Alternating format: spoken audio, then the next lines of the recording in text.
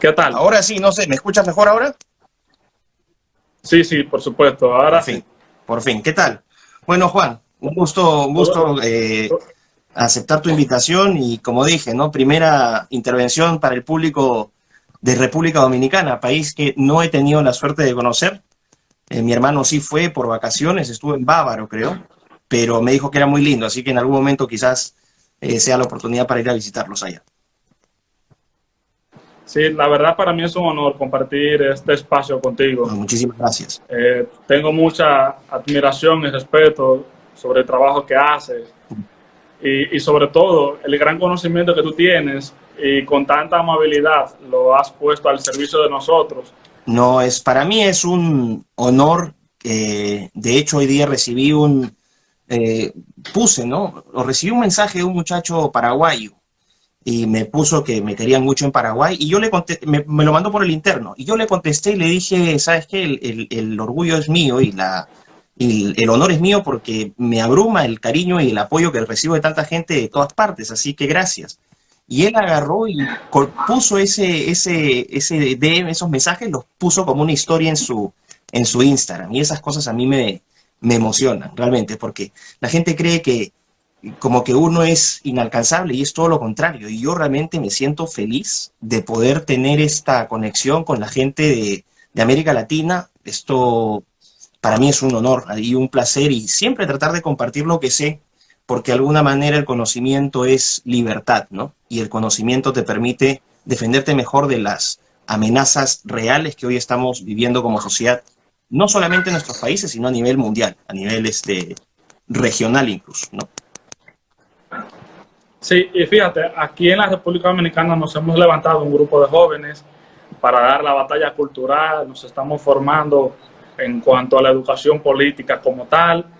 De manera particular, te puedo hablar que estamos trabajando sobre la formación de un Uh -huh, instituto, Libertad y uh -huh, Familia, uh Instituto -huh, LIFA, precisamente para diseñar soluciones en cuanto a la familia, a la vida, a la propiedad privada, a uh -huh, libertad, en fin, ese sinnúmero de valores que nosotros queremos que se deben promover y defender en el siglo XXI uh -huh. precisamente, que está siendo bien atacados por una izquierda totalmente acérrima, es muy fuerte, sabe dominar bien el espacio público, el espacio mediático, y bueno, están tomando todo ese espacio para que la gente se enamore de sus ideas. Y, y al final de cuentas la gente se sorprende porque no se dan cuenta que los objetivos de la izquierda como tal ataca contra los principios y los valores que defienden. Entonces, como yo les decía a algunos jóvenes aquí de República Dominicana, que íbamos a tenerte a ti como invitado para que nos enseñe de tanta sapiencia que tú tienes sobre los conceptos para nosotros poder tenerlos bien Uh -huh. claros, porque como te había comentado, es lamentable que hay muy poca educación política. Yo le puedo decir a mi primo que soy de derecha y básicamente no va a Uh -huh. entender. No es un tema tan marcado como lo es en América del Sur, sea Argentina, Chile, en tu Uh caso, -huh. Perú. Exactamente. No, hacen un gran trabajo, sobre todo la iniciativa, es una iniciativa netamente conservadora. No se los pide el Estado, no se los pide el mercado. Ustedes, por un compromiso con su sociedad, con su familia, con sus seres queridos, ¿no? Esa es una expresión de conservadurismo. De abajo hacia arriba van surgiendo estas organizaciones y el Instituto LIFA es una expresión pura de conservadurismo. Así que felicitaciones por esa iniciativa y ojalá se replique en otras partes también. Sí, y bueno, ante una persona tan grande como tú, no tengo la dignidad de presentarte, No, así que... no, por favor. Soy una persona como cualquiera. Simplemente me gusta leer, me gusta estudiar, comparto lo que sé y eso nomás. No me deifiquen. Soy una persona que utiliza su tiempo para aprender, soy curioso, tengo una serie de defectos, así que no, por favor, yo soy quien soy. La presentación ya está incluso en el flyer que pusiste, así que si la gente quiere saber más de mí, Sí, sí. que averigüen y entremos de frente en materia si quieres. Entonces, entremos a materia. Te voy a compartir unas preguntas. En realidad, ¿qué es el conservadurismo? ¿Cuál es su origen como tal? Porque universalmente se mantiene la idea de que toda persona conservadora es de derecha, pero la derecha y la izquierda como tal nace con la Revolución Francesa. Entonces, sería bueno que tú expliques bien el concepto como tal y su origen. Bueno, voy a tratar de ser lo más esquemático posible sin que se diluya la comprensión de lo que estoy tratando de decir. El conservadurismo es... y hay un video, ojo, recomiendo a la gente que vaya a mi canal de YouTube, que tiene mi nombre. En YouTube hay un video sobre los principios del conservadurismo, si es que quieren complementar lo que estoy diciendo acá, porque no lo voy a poder cubrir todo. Pero el conservadurismo es ante todo una actitud hacia la vida, ¿no? Cómo nos posicionamos ante el mundo. Y digo una actitud hacia la vida porque nosotros no estamos aislados en este mundo. Nosotros entendemos, describimos, explicamos el mundo de acuerdo a nuestras experiencias, a nuestras relaciones.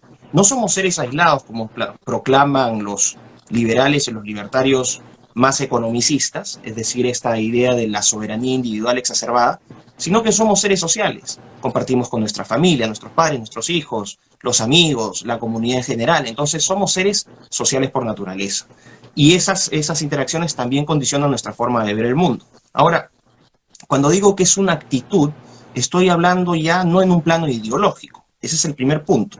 El conservadurismo en esencia no es una ideología política. Como dije, es una actitud. Ahí hay un punto diferente. Entonces, cuando tú me dices que se plantea esta línea histórica del rey, los que están a la derecha y los que están a la izquierda, y ahí se crea este eje, ese eje en realidad funciona para todas aquellas ideologías políticas que son deductivas. Es decir, que nacen de la teoría y de la teoría se tratan de aplicar a la realidad. En cambio, el conservadurismo no es deductivo. Es decir, el conservadurismo parte de la experiencia, que es otra gran característica del conservador. El conservador cree siempre más en la experiencia que en la teoría. No significa que no haya utilidad en las teorías. Las teorías te ayudan a guiarte en la vida. Pero para el conservador ninguna teoría es un camisón de fuerza. El conservador lo primero que va a hacer es apelar a la experiencia. Entonces ahí ya tienes un punto muy claro sobre qué es el conservadurismo. Es una actitud que parte de la experiencia, donde esta experiencia te posiciona en este mundo y por lo tanto, al no ser una ideología propiamente tal, porque es inductiva, no puedes ubicarla en este eje de derecha e izquierda. ¿Por qué se le ubica generalmente hacia la derecha? Y en este caso yo diría que es más por una cuestión también empírica. El conservador siempre va a encontrar una mayor afinidad con posiciones de derecha del espectro, en el sentido, vamos a decir, liberales y libertarios, porque el conservador aborrece el colectivismo, que no es lo mismo que comunitarismo. Ojo, aquí voy a hacer una distinción fundamental. El colectivismo es todas estas ideologías de izquierda que creen que anteponen lo social a lo individual. Es decir, por un extremo tienes a la derecha, en la extrema derecha vamos a decir a los libertarios, ¿no? A los libertarios más extremos, randianos o anarcocapitalistas, que todo se reduce al mercado, al individuo, y que la libertad se manifiesta en las transacciones en ese mercado. No te vas al extremo del hiperindividualismo, pero el conservador tampoco va a irse hacia el extremo del hipercolectivismo. Es decir, anteponer al colectivo, la sociedad, al individuo. Entonces lo que terminas teniendo es sociedades esclavas. Lo ves, por ejemplo, en Cuba, lo ves en Corea del Norte, lo viste en la Unión Soviética, en la China de Mao. Es decir, todos los regímenes que han apelado al poder del Estado para estandarizar a la sociedad y suprimir sus libertades. Entonces, solamente por esa distinción tú vas a encontrar que el conservador se ubica forzadamente al centro derecha. Y digo centro porque tampoco se identifica con el hiperindividualismo libertario o liberal, porque para el conservador la unidad fundamental no es ni el individuo ni la sociedad, sino la familia.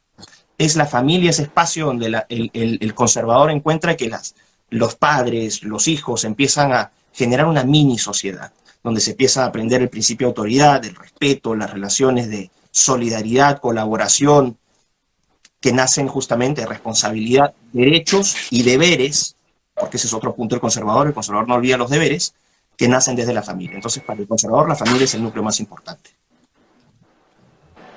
Y fíjate, hoy en día, básicamente, cuando te dicen conservador, es básicamente una etiqueta despectiva, porque no entiendo, o sea, la falta de educación política nos dirige a ese camino.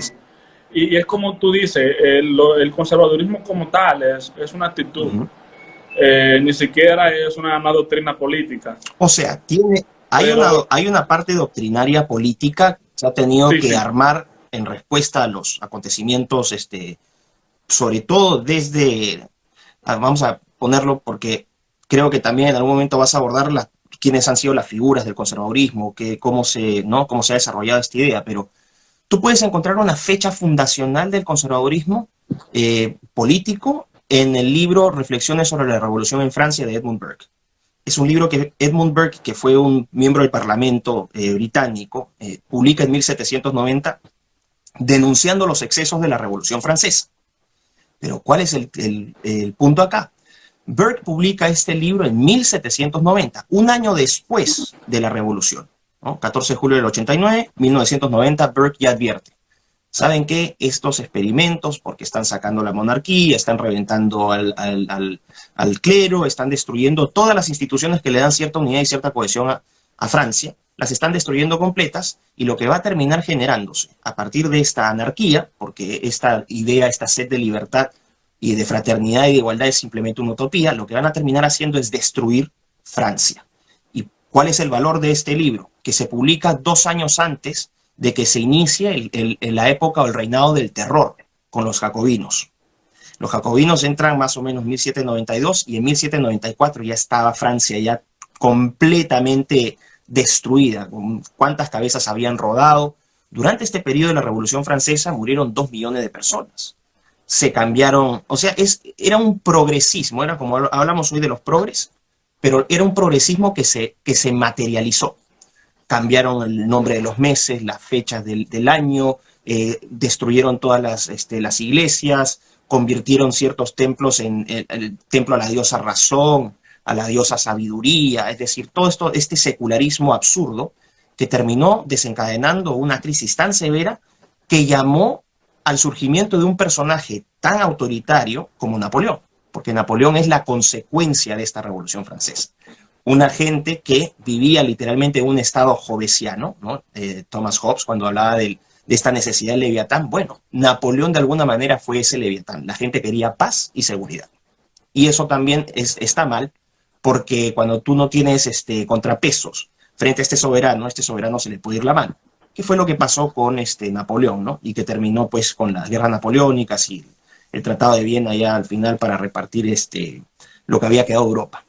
Pero bueno, tienes entonces el conservadurismo como inicio político entonces en 1790, pero tú vas a encontrar raíces conservadoras y pensamiento conservador desde el siglo XV, desde el siglo XV. Y ahí tienes a un autor, esto la gente no lo conoce porque siempre dicen conservadurismo Edmund Burke. John Fortescue fue un scholar, no sé, un legal scholar, un académico de leyes, no sé cómo traducirlo, ¿ok? Y él escribe Praise for the Laws of England, o una homenaje a las leyes de Inglaterra, siglo XV nuevamente, donde destacaba la supremacía británica con respecto, la supremacía inglesa, porque todavía no existía Gran Bretaña. Como un dato nomás, el United Kingdom, o el Reino Unido, recién surge en 1707. Así que antes de 1707 hay que hablar de Inglaterra, de Escocia, de Gales como países separados. Bueno, entonces en Praise of the Laws of England, John Fortescue destaca la solidez institucional y la importancia de las tradiciones para que el reino se mantuviese estable, se mantuviese cohesionado, ¿no? Y pudiese afrontar las crisis que había tenido, crisis alimentarias, las guerras con Francia, etc. Después tenemos también a otros importantes conservadores previos a Burke. Tienes a John Selden, tienes a Joshua Tucker, tienes a Jonathan Swift, de ahí pasas a Edmund Burke, y si vamos o continuamos con la tradición inglesa, británica, los más importantes del siglo XX van a ser principalmente Michael Oakeshott, que es un académico británico conservador que destacó la importancia de la sociedad civil o de las organizaciones sociales, estas pequeñas organizaciones que él denominaba, bueno, que Roger Scruton denominó los pelotones, los pequeños pelotones, que son las organizaciones, los clubes, las fiestas comunales, las fiestas no sé, de las calles, o sea, todo lo que emergía de la comunidad. Y finalmente el gran filósofo conservador que vendría a ser Roger Scruton, ¿no? Que redefine el conservadurismo y le quita toda esta aura o lo demistifica como el conservadurismo religioso fanático. No, Scruton tiene una visión secular del conservadurismo sin descontar la importancia de las instituciones religiosas, ¿no? Entonces, esa es la parte, vamos a decir, inglesa-británica. Voy a mencionarte nombres nomás y darte ciertas características, porque si no, no termino nunca, pero también tienes, entonces podremos decir que el conservadurismo como ideología política o como praxis política es una tradición netamente anglosajona, pero de ahí encuentra otras variables.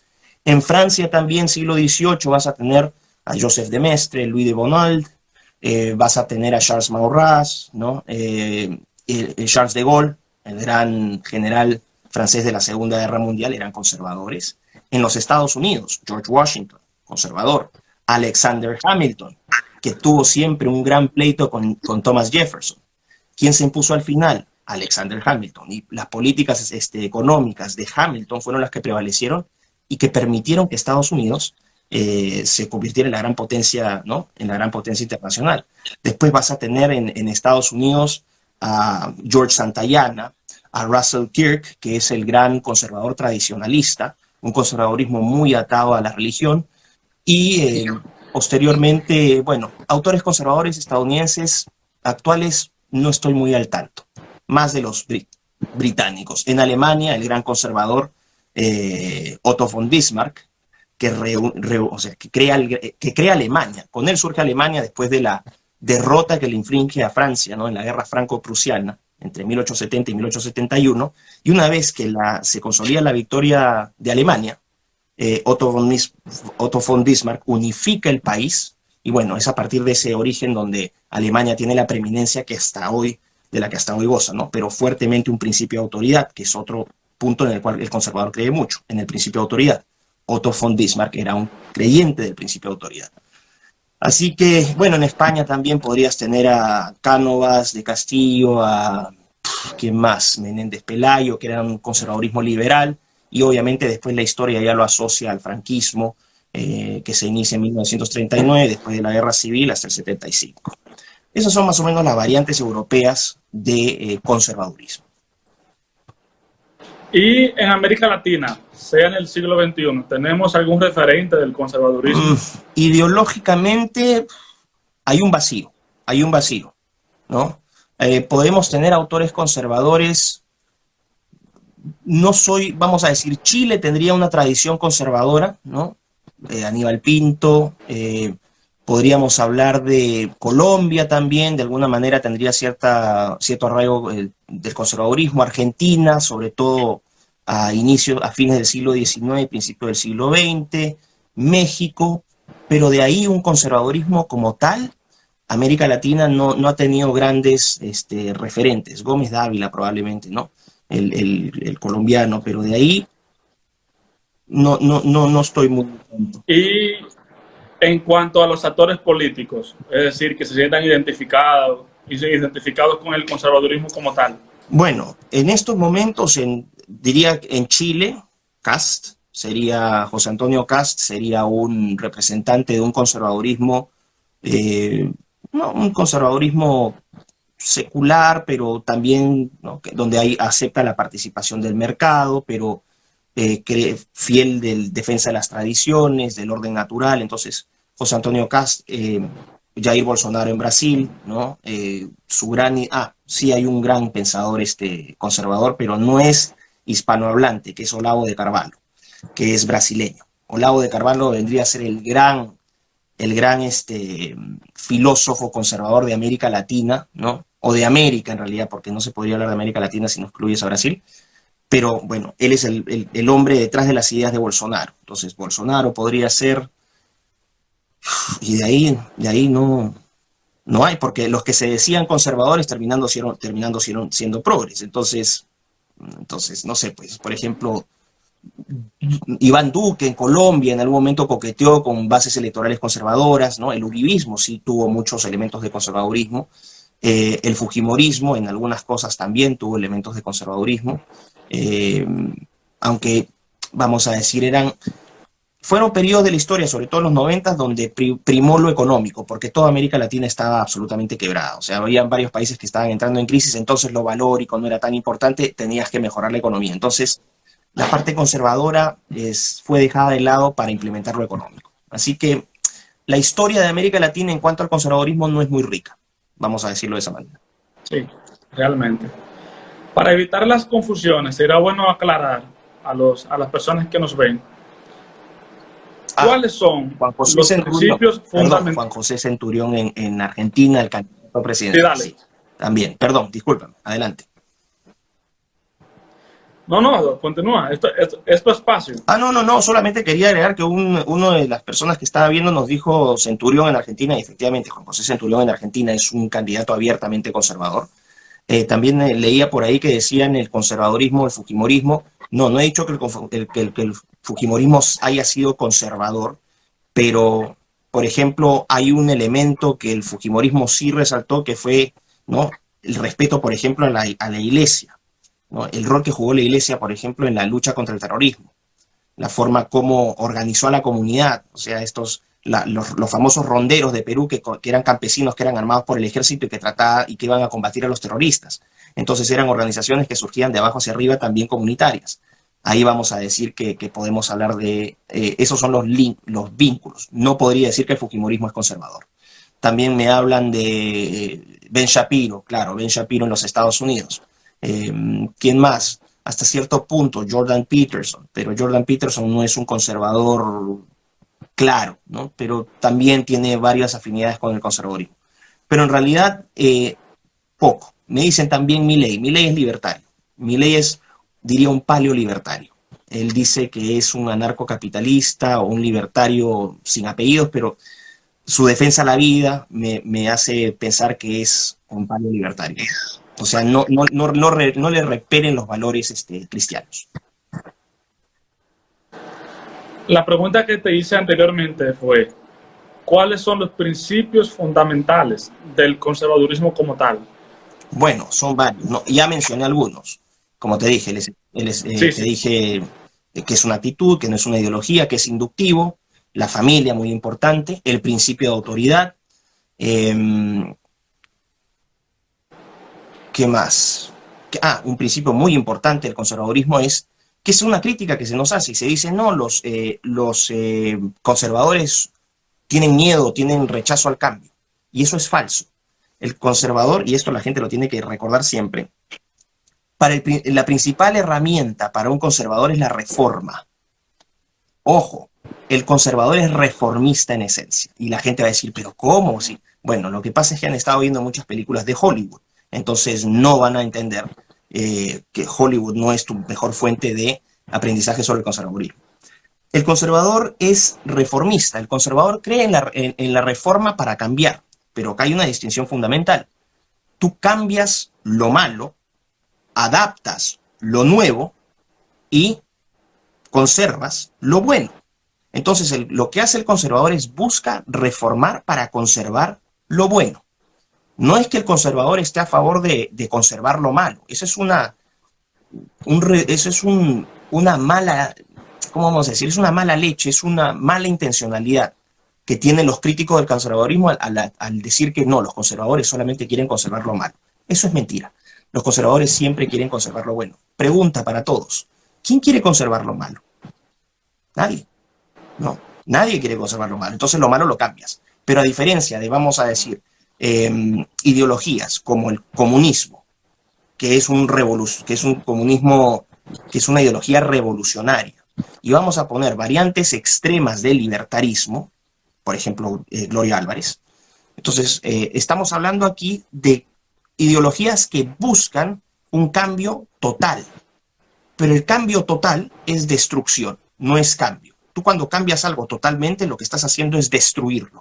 No lo estás mejorando, ni lo estás puliendo, lo estás destruyendo. Y la historia ha enseñado que estas grandes reformas radicales siempre han terminado en desgracia para muchos. Que la historia no lo recuerde, o que la historia que escriben los supuestos vencedores no incluye esos aspectos negativos, es otra cosa. Pero como te decía, la Revolución Francesa, todo el mundo habla de la libertad, la igualdad, la fraternidad. de lo maravillosa que fue Francia, de cómo se liberaron de la opresión de la iglesia y de la monarquía. Bueno, ¿cuál fue el legado de la Revolución Francesa? Aparte de Napoleón, un país totalmente destruido, 2 millones de muertos. Hablan de la Revolución Bolchevique, que vamos a, ¿no? que vamos a sacar también al zar. Estamos humillados por la guerra que perdimos con Japón en 1905, cómo nos pudieron ganar esos japoneses, entonces es hora de que el pueblo tome. ¿Qué pasó con la Revolución Bolchevique? ¿Cuántos millones de muertos te ha dejado la Unión Soviética? Te regaló a Stalin. China, la gran revolución del campo, Mao, vamos a ocupar las ciudades, estos aristócratas los vamos a sacar a todos, el poder es del pueblo, es del campesino. ¿Qué pasó con China? Revolución cultural, solamente la revolución cultural, entre 20 y 25 millones de muertos. En total, 70 millones de muertos. El nacionalsocialismo alemán, nuevamente, también vamos a reformar, vamos a generar una revolución total, tenemos que recuperar la dignidad, ¿no? del alemán que fue sometida y pisoteada después de la Primera Guerra Mundial con ese tratado que fue humillante para compensar ¿no? los pagos que tuvo que hacer Alemania, que eran casi 7.000 millones de libras esterlinas, que eran impagables. Entonces también, ¿qué pasó con el nacionalsocialismo, que es de izquierda? Que de aquí voy a hablar más de esto. Bueno, 6 millones de muertos en Auschwitz, en la Segunda Guerra Mundial. Es decir, ¿qué característica tienes acá con todas estas revoluciones? Todas estas revoluciones han sido seculares, es decir, han rechazado a la religión, y en nombre del progreso lo que han terminado generando es la mayor cantidad de muertos en toda la historia. O sea, hay que tener mucho cuidado con estas revoluciones radicales, porque siempre terminan causando una destrucción que es terrible. Que los libros de historia no lo consideren, eso es otra cosa, pero son daños realmente terribles, y que nosotros, por respeto a la memoria de esa gente que lo pasó mal, no podemos olvidar. Miklos, tú sabes que la izquierda, de manera mediática, ha elaborado la idea de que los conservadores son fascistas. Entonces, aquí viene mi pregunta. ¿Es el fascismo de izquierda o de derecha? El fascismo puede ser de izquierda y derecha, y aquí voy a explicar por qué. Si me permites dar un poco de base histórica, ¿no? Muy breve también para que la gente no se duerma. El fascismo es fundado durante la Primera Guerra Mundial por sindicalistas. El fascismo, el Partido Revolucionario Fascista, el primero fue fundado en 1915 durante la en plena Primera Guerra Mundial. ¿Quiénes fueron? Sindicalistas italianos, socialistas.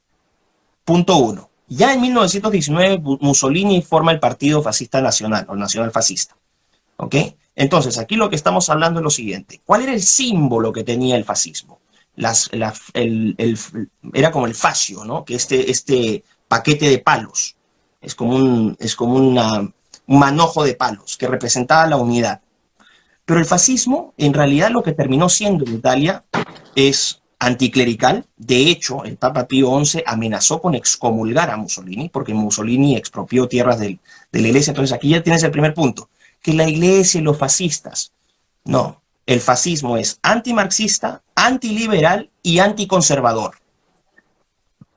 Ojo, no es que los fascistas son conservadores. No sean ignorantes. El fascismo es antimarxista, antiliberal y anticonservador y anticlerical. ¿En qué cree el fascismo? Y por eso es que acá da lo mismo si eres de derecha o de izquierda. El fascismo cree en una dictadura totalitaria, cree en el uso legítimo de la violencia para suprimir al adversario político, cree en la censura y cree en la segmentación del mercado y la sociedad, es decir, que se cree en escalones. Bueno, dime qué es Antifa, dime qué es Black Lives Matter, dime qué es el Partido Demócrata, dime qué es el social progresismo europeo en la Unión Europea. Ojo, esos son fascistas de izquierda. Entonces, cuando se dice que el fascismo es de derecha, eso es mera propaganda y mala propaganda. Y es propaganda todavía que ni siquiera sus propias bases de referencia histórica pueden avalar.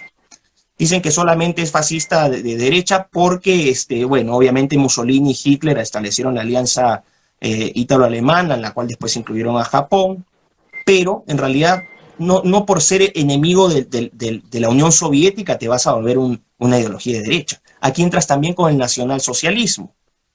El nazismo Hay un video muy bueno, ¿no? de Ben Shapiro, donde le preguntan, una chica le pregunta, pero ¿dónde se ha dicho que, la chica le dice, ¿dónde se ha dicho que los Boy Scouts sean solamente para niños? Y Shapiro le dice, bueno, boy es niño. O sea, Scouts. así de lógico. Entonces lo mismo voy a aplicar acá. Nacional socialismo. Ya, vamos a empezar ahí nomás, ¿ok? Nacional socialismo. Después vamos a decir otra cosa. 1933, Hitler se vuelve canciller, ¿no? Acaba la República Sí, de Weimar, Hitler se hace canciller, y lo que dicen estos ignorantes es que, y propagandistas es, no, pero lo que hizo Hitler fue vender las empresas públicas y las transfirió a manos privadas. Efectivamente, lo que hubo fue una transferencia a administraciones privadas de, por ejemplo, el sector de banca, el sector de transportes, la industria, ¿ok? Entonces, en teoría, se le pasó a los privados. Pero, ¿qué ocurrió en la realidad? En la realidad, lo que tú tuviste fue lo que hay ahora en China. ¿Qué tienes en China ahora? No, en China puedes tener grandes empresas. Hay empresas chinas que están en el área tecnológica, en automotriz, en servicios. Tú tienes empresas chinas que son, bajo este capitalismo estatal, privadas. Bueno, en realidad lo que ocurre es que el partido chino hace así y cualquiera de esas empresas, el gerente general o el dueño tiene que ir de rodillas a hablar con Xi Jinping para decirle sí, maestro supremo y jefe y líder espiritual de la humanidad, ¿qué es lo que desea usted? Lo mismo pasaba en la Alemania nacional socialista. El control de facto de los factores de producción, es decir, tierra, capital y trabajo, fue el Partido Nacional Socialista. ¿En qué lugar del mundo vas a tener un régimen económico privado donde tienes, por ejemplo, el Frente de Trabajadores Alemán, que era la unión, el sindicato, el grupo de sindicatos alemanes, que tenía 25 millones de miembros? ¿En qué economía privada vas a encontrar esto? ¿O en qué economía de mercado vas a tener un sindicato de 25 millones?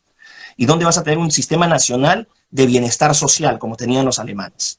Y si era el mercado el que funcionaba y era la privatización lo que eran los agentes privados los que manejaban, ¿qué decisión más estúpida habrían tomado de producir solamente tanques, ¿no? y material bélico? Porque hubiese sido una decisión completamente antirracional desde la perspectiva privada.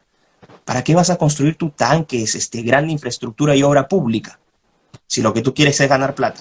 Es decir, nuevamente, la evidencia empírica demuele esta idiotez de que el nacionalsocialismo era de derecha porque Hitler había privatizado. Quien diga esto es un ignorante. Y realmente a los ignorantes hay que exponerlos sin clemencia. Sin clemencia. Si es posible, tráumenlos para que nunca más abran la boca sin saber las idioteces que están diciendo. Entonces, ¿qué tienes al final con la Alemania nazi? Control de precios, control de salarios. Por favor, ¿de qué estamos hablando? Y nuevamente, ¿por qué se les pone a la derecha? Propaganda. Porque eran enemigos de la Unión Soviética, ¿no? Ese es solamente el criterio y porque era supuestamente privados. Quien destruye esto y lo desmitifica completamente es Ludwig von Mises. Él escribe un artículo muy interesante sobre por qué Alemania nazi fue una economía socialista. Y yo he dado alguna evidencia empírica. bien, como aclaraste anteriormente, el conservadurismo como tal busca precisamente conservar los valores familiares y culturales en una sociedad. Pero la pregunta ahora es, ¿se puede defender la familia y los valores desde el progresismo? Imposible. Imposible. Quien se diga defensor de la familia y es progre, no es ni lo uno ni lo otro. O es las dos cosas y no sabe qué es. El progresismo, en esencia, nuevamente, es un movimiento netamente estadounidense, que se inicia a fines del siglo XIX. Toma cierta fuerza en el periodo del New Deal, con Roosevelt, ¿no? La recuperación post-crisis de Wall Street, ¿no? La caída está tremenda de la bolsa, donde empieza el welfare state, el estado de bienestar en los Estados Unidos, que es una iniciativa que implementan los demócratas con Roosevelt. ¿De qué estaba hablando? ¿Cuál era? El progresismo. Estoy hablando del progresismo. Que de repente siempre a veces me pasa. Bueno, entonces el progresismo. El progresismo renace con Bill Clinton, con el crecimiento de estas empresas .com, con la explosión de la Internet, y empieza nuevamente esta lógica que ya se estaba cocinando, que encuentra sus antecedentes, por ejemplo, en exponentes de la escuela de Frankfurt, ¿no? De esta nueva izquierda, este neomarxismo, que trataba de... Ah, y otra cosa, volviendo al tema de fascistas. ¿Sabes quién dijo, sabes quién acuñó el término de fascistas de izquierda? Jürgen Habermas. ¿Quién? ¿Quién acuñó el término fascistas de izquierda? Para que no te digan que los fascistas son de derecha. Jürgen Habermas, uno de los máximos representantes de la Escuela de Frankfurt, que es neomarxismo. ¿Y por qué lo hizo? Porque quería separarse de las variantes terroristas de la izquierda. Ojo, como lo son ahora Antifa, Black Lives Matter y todos estos movimientos orgánicos y espontáneos que están ocurriendo en los Estados Unidos. Vuelvo al progresismo. Entonces, el progresismo es en esencia un conjunto de ideas vagas y abstractas. También tiene influencias posmodernistas, donde se cree en la reforma social, pero aquí viene el punto más importante. La reforma social a través de la ciencia y la tecnología. Eso es un progre. Un progre va a encontrar su fe, porque como son seculares, son ateos, la inmensa mayoría son ateos y anti-iglesia, ¿no? Entonces, ¿dónde van a encontrar su fe? En la ciencia y la tecnología. Ahí encuentran, son cientistas, tienen una fe en la ciencia. Ellos supuestamente son los más racionales, ¿no? Son tan racionales y tan amantes de la evidencia científica que te dicen que un hombre castrado es una mujer, así de racionales y científicos son, ¿no? Entonces, estos ignorantes lo que te están diciendo es, nosotros creemos en la ciencia, Dios ciencia, pero ¿qué otra cosa tienen? Son secularistas, o sea, ateos, creen en las abstracciones, o sea, son ideológicos, son inductivos, o sea, perdón, deductivos, creen en la universalización, por eso son totalitarios. Universalización significa que su ideología tiene que ser aplicada en todas partes y para todo el mundo. Aquí encuentras, por ejemplo, un punto de encuentro entre el marxismo, ¿no? Las ideologías comunistas, y el libertarismo que promueve Gloria Álvarez. O sea, Gloria Álvarez dice, y ojo, no es que me quiera colgar de Gloria Álvarez, si lo hubiese querido hacer hace rato lo hubiese troleado, me importa un pepino. Simplemente estoy diciendo, Gloria Álvarez también tiene estas mismas vocaciones, secular, abstracta, cree en la idea del mercado, que el mercado, pero al final, ¿qué es el mercado? Es una abstracción, ¿no? Cree en esta idea de que su ideología tiene que ser aplicada en todo el mundo, odia a la iglesia, igual con zurdo. Eso es un progre. Un progre es una persona que reduce todo a lo material, es materialista. Entonces todo, no hay una dimensión trascendental, hasta nuestro espíritu ni siquiera es algo trascendente, algo metafísico, no, todo es materia. Utilitarista, el progre es utilitarista, todo lo reduce a la utilidad. O sea, ¿qué gano yo con esto? ¿Qué beneficios materiales tengo con esto? La autogratificación es este hiperindividualismo también. El relativismo, que es el gran cáncer del progresismo. Al decir relativista, lo que estoy diciendo es que el progre no tiene banderas morales. Por eso para el progre todo depende. Oye, ¿qué te parece las corridas de toros? A mí me parece mal, pero depende. Ok, depende de esto ya, ok. ¿Qué te parece a ti la mutilación genital femenina en las niñas en África? La gente te va a decir, a mí me parece una barbaridad, pero va a salir un progre y te va a decir, depende, porque quizás en esa cultura no juzguemos. Entonces tú puedes ir yendo así, te pueden decir el aborto. El aborto es un crimen, pero el progre te va a decir, depende, porque aquí tenemos que ver que la vida de la madre también importa. Entonces yo siempre voy a llegar con estos relativistas donde todo depende. Les pongo un ejemplo a mis alumnos en clase y les digo, ok, ya, todo el aborto, todo depende. Pongan un niño de 3 años en una sala y mátenlo a patadas en la cabeza, por placer. ¿Está bien o está mal? No hay ningún depende ahí. ¿A qué voy con esto? Que los seres humanos siempre tenemos banderas absolutas, siempre tenemos principios morales absolutos. Y este depende siempre va a encontrar un límite. ¿Ok? Entonces, el progresismo, que es relativista, que es materialista, que es utilitarista, que es cientista, no va a encontrar en espacios como la familia, por ejemplo, un espacio de realización de sus ideales. Al contrario, la familia va a ser un espacio de encontresión de sus ideales. Porque ¿qué es la familia? La familia es deberes antes que derechos. Te debes a tus hijos, te debes a tu esposa, te debes a tus padres, es el compromiso, es la solidaridad, es el desprendimiento. Va en contra de la gratificación de hoy, este hedonismo exacerbado. Eso no es conservadurismo.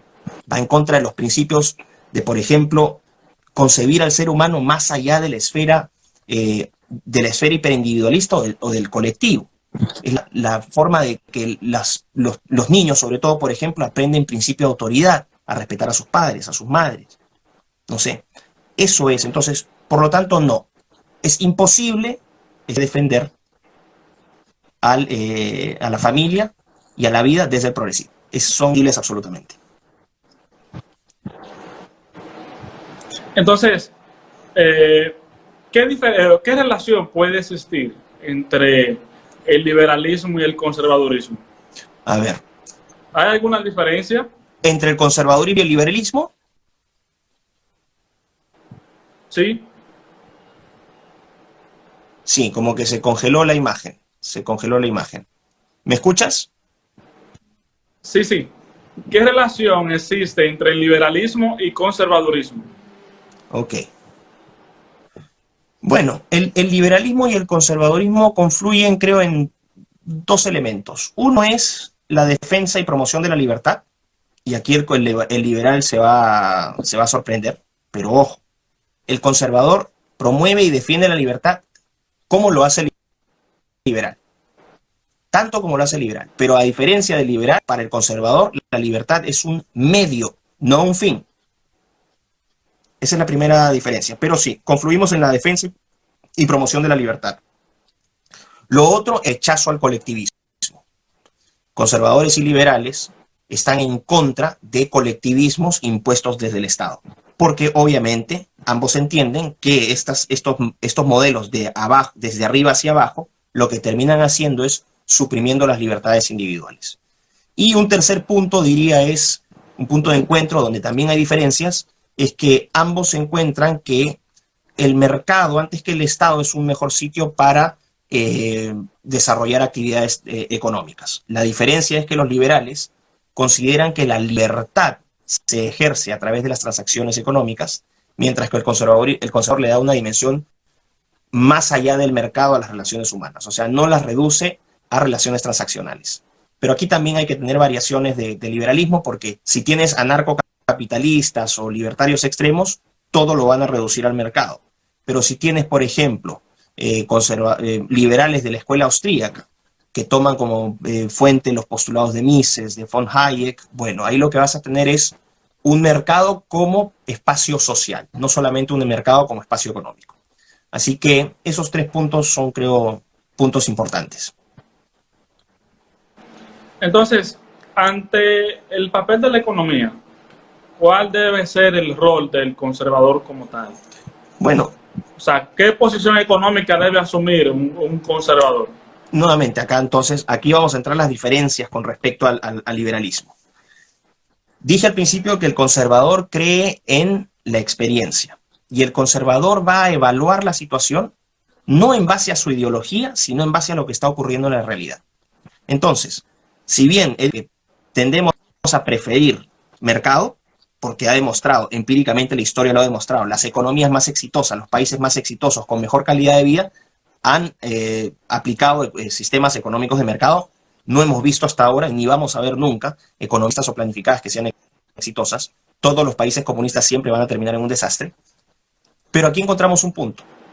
El conservador no se pone este camisón de fuerza. Va a decir, en ocasiones vas a necesitar más mercado, pero va a haber ocasiones donde necesitar también intervención del Estado.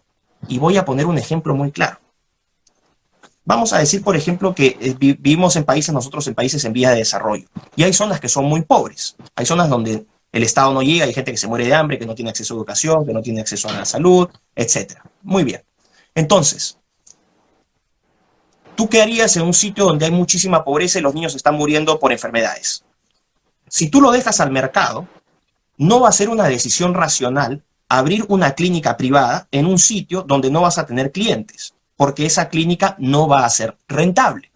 Entonces, ahí lo que tienes es lo que se llama las fallas de mercado. Una falla de mercado, el mercado no te va a llenar ese vacío. Entonces, ¿qué haces? ¿Dejas que los niños se mueran de hambre? ¿Perdón? ¿Vas a dejar que los niños se mueran de hambre?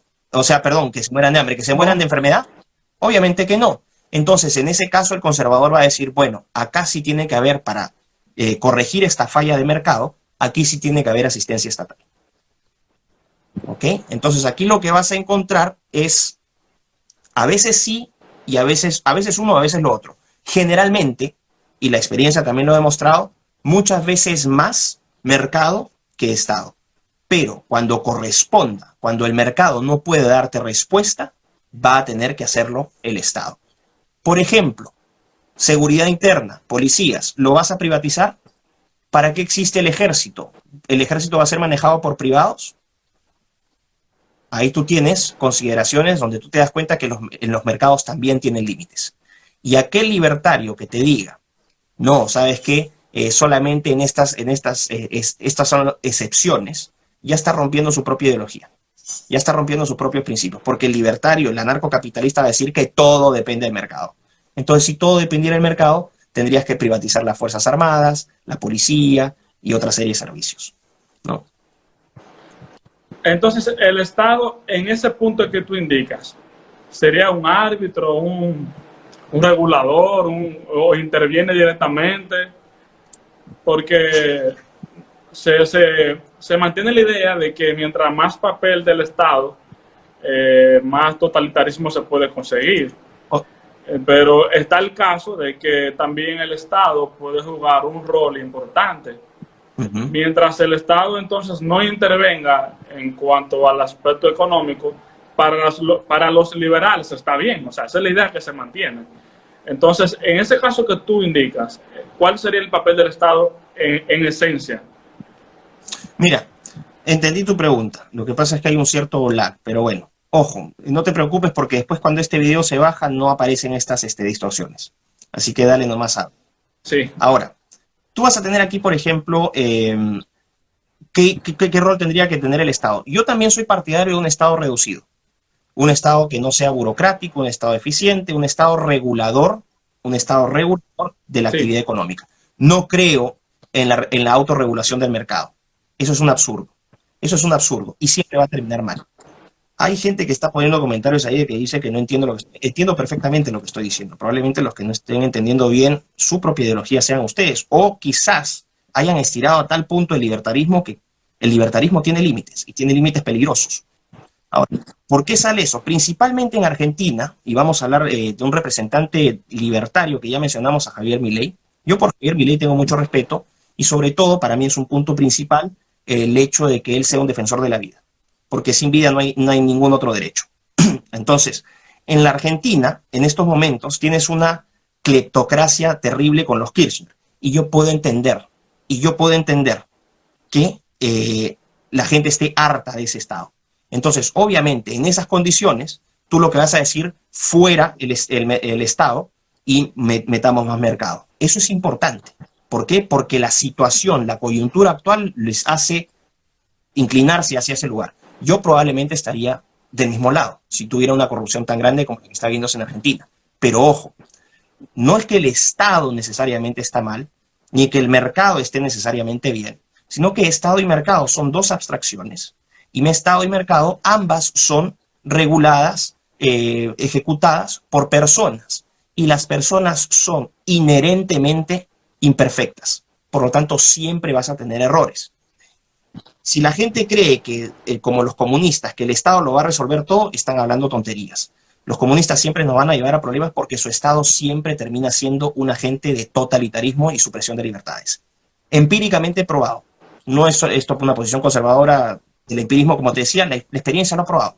Los regímenes totalitarios de izquierda siempre terminan mal porque el exceso de Estado termina matando todo.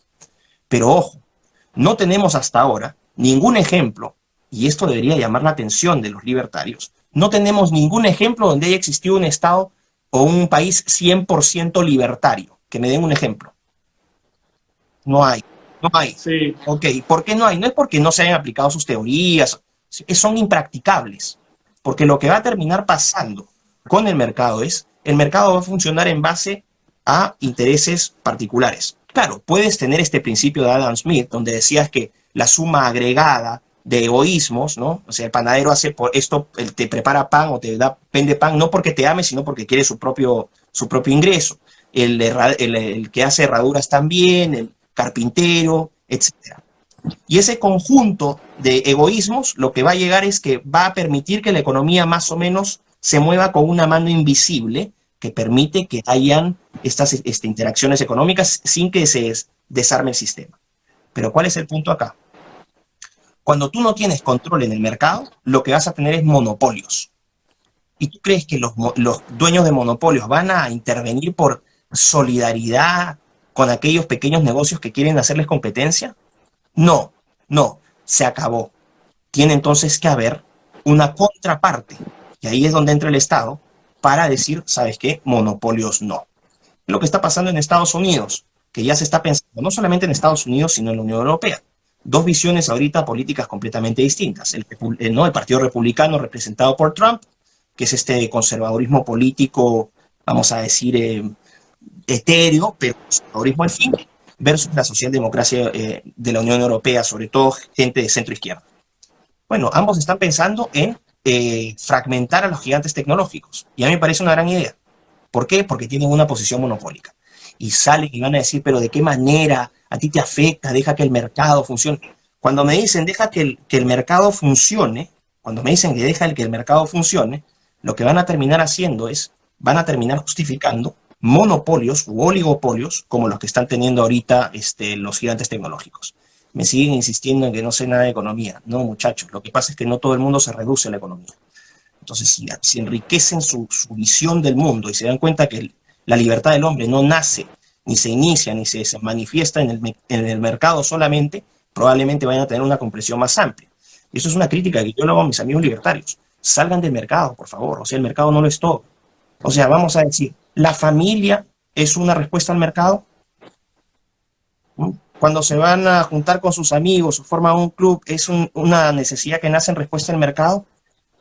Por favor, el mercado es un componente importante. Uno puede manifestar libertades ahí muy importantes. Claro, yo creo y estoy de acuerdo con el mercado como un espacio para la transacción económica, donde uno puede manifestar o puede, vamos a decir, expresar ciertos aspectos de esa libertad, la libertad transaccional, pero no reduzcan todo al mercado. Y si lo está haciendo en estos momentos Javier Milei, que entiendan por qué lo está haciendo. Porque en su país, en este momento, la corrupción estatal está destruyéndolo todo. Por eso yo en esa situación también sería, desde una visión conservadora, un libertario, porque estaría harto de la corrupción que existe en Argentina.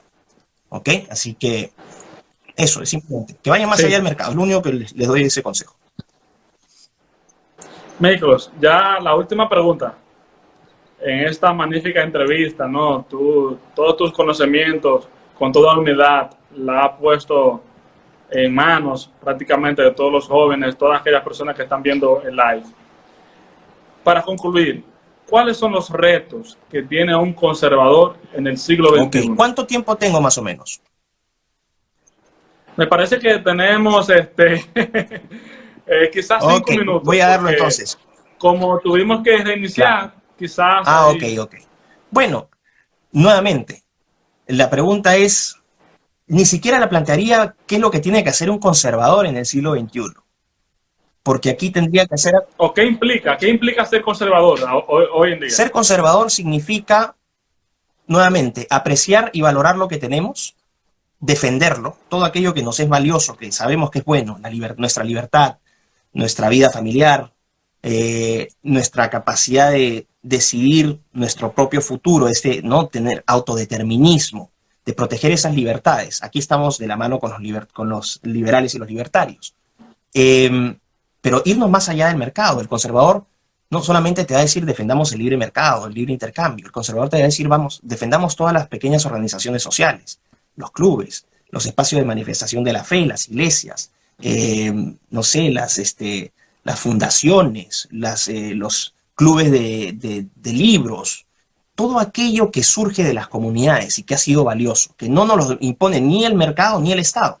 Son cosas que nacen, ¿no? Nuevamente de abajo hacia arriba. Aquí parafraseo lo que decía Michael Oakeshott, ¿no? La importancia de los pequeños pelotones. Muy importante. Bueno, ¿valoramos eso? ¿Lo queremos? ¿Queremos conservar eso? Por supuesto. Entonces, ¿qué hace un conservador frente a eso? Uno dice, y cualquier persona, uno dice, bueno, esto lo quiero cuidar y lo voy a cuidar porque me es valioso. ¿Qué es lo que estás viendo ahora con el progresismo? La imposición de esta reforma en nombre de la ciencia y la tecnología. Con todas estas nuevas tecnologías que van a ingresar, la inteligencia artificial, la biotecnología, la nanotecnología, y que están incluso pensando en cambiar la configuración del ser humano, y ya se habla de la ideología transhumanista. Todo esto lo pueden ver en mi canal de YouTube. Bueno, uno dice, yo quiero ser realmente mitad robot, mitad persona, o quiero ser una quimera no sé, como un X-Men, o quiero mantener la identidad del Homo sapiens. Me siento cómodo con la identidad que tenemos como seres humanos. ¿Quiero que mis hijos sean adoctrinados por el Estado o quiero yo ser el dueño de la educación de mi hijo? Bueno, uno dice entonces, ¿hasta qué punto voy a defender eso? Y yo estoy dispuesto personalmente a defenderlo hasta las últimas consecuencias. No voy a decir más porque no puedo decir más, pero alguien viene y toca a mi familia, a la gente que yo quiero, yo la voy a defender hasta las últimas consecuencias. Yo creo que la gente tiene que estar consciente de que eso es lo que se está tratando de demoler en estos momentos. Eso es lo que se está tratando de imponer con la ideología de género, el LGTB, el tema del medio ambiente, todas estas agendas que han sido politizadas y desvirtuadas con claros fines políticos, fascistas. Control total, censura, violencia legitimada contra el oponente y segmentación de la economía y la sociedad. ¿Quiénes son los fascistas? ¿Ok? Sí, y bueno, y de hecho, últimamente he recibido muchos comentarios despectivos, incluso amenazas por parte de esos grupos que tú mencionas. Increíble a lo que hemos llegado. Pero ojo, no hay que ser tonto, o sea, también hay que organizarse. Ojo, no voy a decir más. Tú sabes que tanto el liberal como el conservador tienen un enemigo en común: los zurdos, los progresistas. Entonces, ¿cuál sería esa unión perfecta? ¿Cómo se llamaría? ¿Liberalismo conservador? Claro, podría ser. Nuevamente, aquí lo importante no es ponerse etiquetas, vamos a decir, encasillarnos. Yo critico a los libertarios que son los libertarios puristas, o incluso a los conservadores puristas, o a los comunistas puristas. Todos los purismos no sirven para nada. ¿Por qué? Porque no son camisones de fuerza. Nuestra actitud puede ser conservadora, pero el conservadurismo no tiene una ideología económica. Entonces, ¿dónde yo personalmente encuentro por explicación o la mejor representación de la realidad? En el modelo de orden espontáneo de Hayek, o en el modelo de la mano invisible de Adam Smith, donde tienes economía y política de la mano y un componente moral al momento de realizar las acciones económicas. Bueno, entonces hoy ya no soy conservador porque me definí como... ¿Me entiendes? Entonces, aquellos que utilizan la ideología como un camisón de fuerza, no, yo soy anarco-libertario, yo soy marxista, leninista, o no, yo soy liberal clásico ricardiano. Ya, la visión del mundo que tienen es de este tamaño. De este tamaño. Y ninguno, sea mengano, perengano, lo que seas, va a mejorar el mundo. Lo va a terminar empeorando porque esas visiones tan estrechas lo que terminan engendrando son totalitarismos. De derecha, de izquierda, de arriba, de abajo, zurdos, diestros. Ojo con eso. Sí, Miklos, ya nos queda un minuto y para las personas que han estado comentando, esta entrevista se va a editar y se va a subir a YouTube también. Es decir, que será un material que lo podrán ver luego. Y bueno, solo nos quedan 50 segundos, si tú quieres finalizar. Bueno, muchísimas gracias a ti, Juan, por la invitación. Realmente ha sido un placer conversar contigo. Quizá más adelante podamos repetir la experiencia. A toda la gente que nos ha estado viendo, incluyendo a mis amigos liberales y libertarios. Ojo, porque al final del día todos somos antiprogres, pero hay que saber separar la paja del trigo. Ojo con los liberprogres, hay que tener cuidado con esos. Entonces, a todos ellos un abrazo. El debate está abierto. Yo no soy el dueño de la verdad. Si ustedes tienen cosas mejores que decirme y me convencen, yo voy a estar con la mente abierta. No tengo un camisón de fuerza. Y a todos ustedes los que nos han acompañado, un fuerte abrazo y un abrazo a toda la gente de República Dominicana. Gracias, de verdad. Yo voy a dejarle a los muchachos los libros que tú recomendaste. Ay, Dios mío, nada más nos quedan 5 segundos. Un placer. Chao.